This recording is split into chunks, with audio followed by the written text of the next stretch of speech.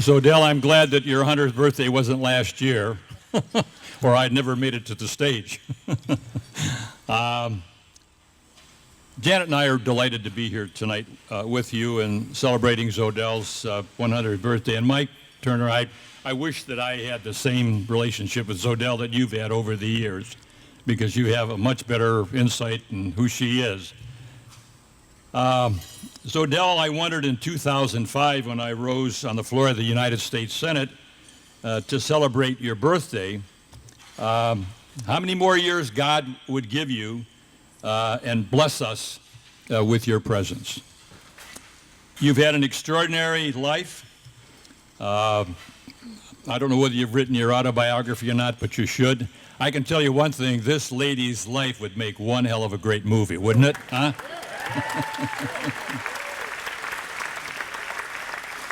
As you know, over the years, Zoe Dell, as you saw from the video, has been associated with the living legends of aviation.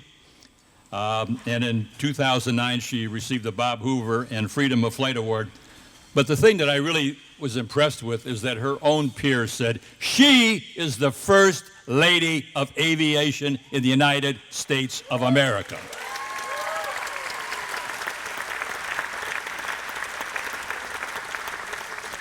Now, I was going to ask all of you, maybe you should do it. I won't go into Dell's aviation history, but folks, I think your evening would not be complete. Go home and Google Zoe Dell Nutter and pirate, but don't do it now. To whet your curiosity, it started in 1937. Think of that, 78 years ago when she was 22 years of age. And you already know from the video that they hired her to go out and promote the International Exposition, and that was on Treasure Island, and they decided that they would put Zoe Dell in a pirate's outfit, and she would go all over the country encouraging people to come to the fair and all that, also to use an airline to get there. I don't know if you know this or not, but Zoe Dell, I've seen the picture. In fact, I've got it right here of you in the pirate's outfit. But I can't understand, why did Mayor LaGuardia insist you put a coat on before he would meet with you? Things were a little bit different in those days. To put it in perspective, Zoe Dell has been a professional dancer, model, teacher, newspaper columnist, renowned aviator, generous philanthropist, and most important, a warm and loving human being that all of us feel good when we're around her. For Janet and me, it was a friendship at first sight. We first met Zoe Dell in 1979, and Zoe Dell, I'm sure that Irv is here with us tonight with that wonderful twinkle in his eye and a smile on his face when he looked at you.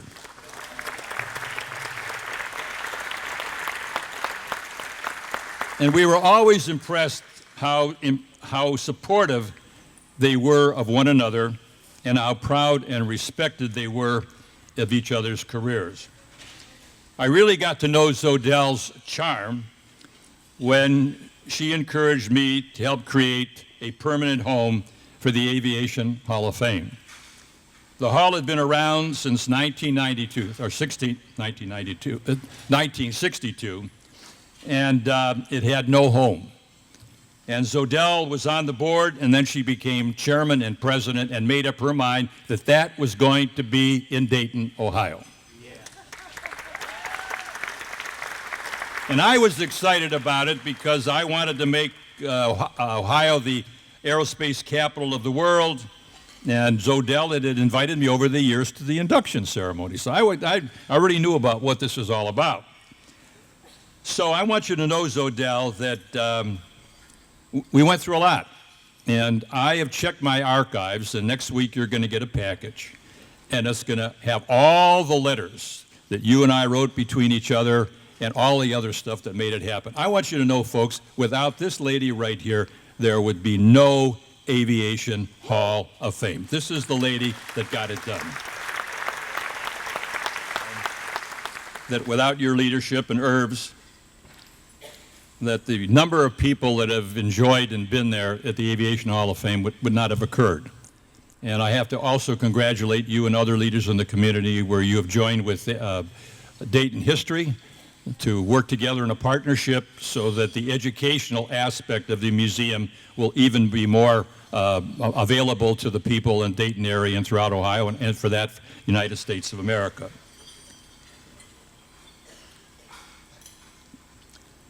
Mike, you mentioned this. I wasn't surprised, all of you. Were you? When Zoe Dell decided to use this evening celebrating her 100th birthday to raise money for her new passion of promoting Dayton and Ohio's role in education and aviation, with the Triumph of Flight being an icon to Dayton, the birthplace of aviation. And Zoe Dell, I wish I was still governor of Ohio today, because it would give me and Janet an opportunity to spend a lot more time with you. I believe that this monument will cement permanently and internationally, United States, internationally, Dayton and Ohio as the birthplace of aviation. Yeah. And I want to tell you, folks, this is not, I could tell you, it's not going to happen without all of us participating and also getting the governor or some political figures, Michael, involved. It won't happen. This has got to be a public-private partnership, okay? That's what we've got to commit ourselves to so that it happens. And Zoe Dell, I hope you live long enough that you're there when we break ground for this, because I think it would be a triumph of your years and a triumph for aviation. We love you very much. Thank you for all that you've done for all of us. Thank you.